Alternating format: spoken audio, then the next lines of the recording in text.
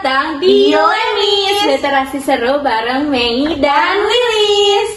Nah, podcast edukatif tapi tetap santai, apalagi buat kamu para calon guru PAUD. Nah, di sini saya tidak sendiri, saya ditemani sahabat saya yang seru dan asyik.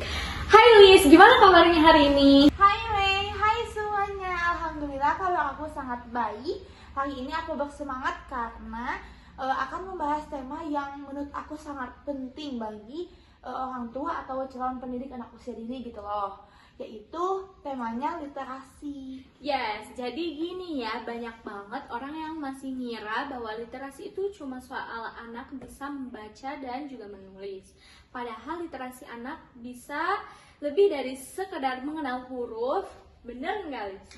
Bener banget Mei, literasi anak itu tentang bagaimana anak mengenal dan menggunakan bahasa dalam kehidupan sehari-hari. Nggak cuma tulisan, tapi juga gambar, cerita, suara, dan ekspresi. Contohnya ya, anak bisa menceritakan ulang dongeng atau menafsirkan gambar. Nah, itu juga udah termasuk dalam proses literasi Mei gitu. Oh, wah, jadi waktu anak bilang itu kucing nangis karena kehujanan mah gitu. Cuma dari lihat gambar, itu adalah bentuk literasi ya. Tepat banget Mei, itu termasuk dalam proses perkembangan literasi anak. Nah, yang kayak gitu tuh disebut dengan pemahaman makna. Literasi anak usia dini itu lebih ke proses membangun makna dan komunikasi, bukan soal hasil yang instan gitu loh. Nah, yang penting anak itu terlibat aktif dalam interaksi bahasa gitu, Mei. Oke, jadi sebagai calon guru PAUD bukan hanya ngajarin tentang ABC ya, tapi harus mikirin bagaimana cara anak berinteraksi dengan bahasa. Nah, betul banget itu.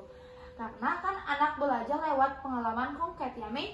Kita bisa bantu lewat kegiatan seru kayak membaca buku cerita, main drama peran, atau bahkan ngajak si anak bikin cerita sendiri pakai gambar yang mereka ingat sendiri gitu loh. Jadi imajinasi mereka gitu. Oh, kalau aku dulu suka banget dibacain cerita waktu kecil. Ternyata itu pengaruhnya gede banget ya. Banget itu sangat berpengaruh banget bagi literasi anak Mei. Anak yang dibacakan cerita biasanya punya kosakata yang lebih kaya dan kemampuan komunikasinya juga lebih baik. Terus si anaknya juga cenderung bisa mengekspresikan apa yang dia rasakan. Dan yang enggak kalah penting, itu juga menumbuhkan minat baca si anak sejak dini gitu. Oh, tapi kayaknya di lapangan masih banyak tantangan ya. Iya, salah satunya masih banyak yang menganggap literasi itu cuma hasil akademik doang.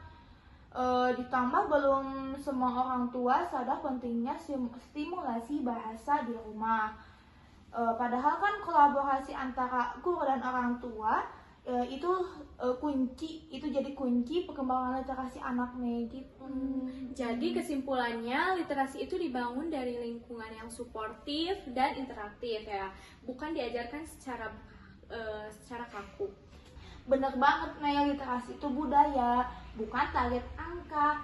Mulai dari ngobrol santai, membacakan cerita, sampai membiarkan anak bercerita dengan versinya sendiri, itu semua bentuk literasi loh. Dan sebagai calon guru PAUD, kita punya peran besar untuk membentuk lingkungan belajar yang kaya bahasa. Betul banget, kita bukan cuma ngajarin baca, tapi menumbuhkan rasa ingin tahu, daya imajinasi, dan keberanian anak untuk menyuarakan isi pikirannya. Pesan dari aku, literasi itu bukan soal cepet-cepetan bisa baca, tapi soal mencintai proses belajar. Nah, yuk kita biasakan anak dengan dunia bahasa sejak dini, karena itulah bekal mereka untuk masa depan gitu. Masya Allah, keren banget. Semoga obrolan kita kali ini membuka wawasan teman-teman semua tentang literasi anak usia dini. Amin. Terima kasih juga ya Mei udah ngajak aku buat diskusi hari ini. Sama-sama Lis, dan terima kasih juga buat teman-teman yang udah dengerin podcast kita kali ini.